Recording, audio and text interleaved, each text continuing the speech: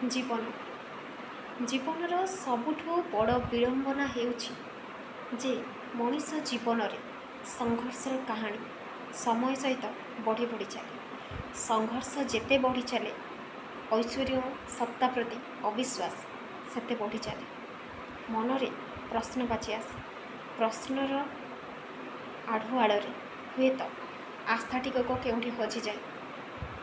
ମଣିଷକୁ ତା'ର କର୍ମ କରିବା ପାଇଁ ଇଚ୍ଛା ହୁଏନି। ଏମିତି ପରିସ୍ଥିତି ଆସେ ଯେ ମଣିଷ ଜଣକ ସମ୍ପୂର୍ଣ୍ଣ ରୂପରେ ନିଜର କର୍ମ ପ୍ରତି ସ୍ପୃହାକୁ ହରେଇଦିଏ। ଜୀବନର ବାସ୍ତବିକତା ତ ଏଇଆ। ତେଣୁ ଜୀବନର ସବୁ ପରିସ୍ଥିତିରେ ସବୁ ମୋଡ଼ରେ କର୍ମ କରିଯିବା ଉଚିତ। ଫଳକୁ ସେ ଈଶ୍ୱରଙ୍କ ଉପରେ ଛାଡ଼ିଦେବା ଉଚିତ। କର୍ମ ଯଦି ଠିକ୍ ଥିବ ଫଳାଫଳ ଦିନେ ନା ଦିନେ ଭଲ ହିଁ ହେଇ ଆସିବ। କର୍ମ ଯଦି ଖରାପ ଥିବ ତା'ର ଫଳାଫଳ ବହୁତ ଗୁଣିତ ହେଇ ଆମ ପାଖକୁ ଫେରିବ ନିଶ୍ଚିତ। ମନେ ରଖିବା କଥା। ମନରେ କଥା।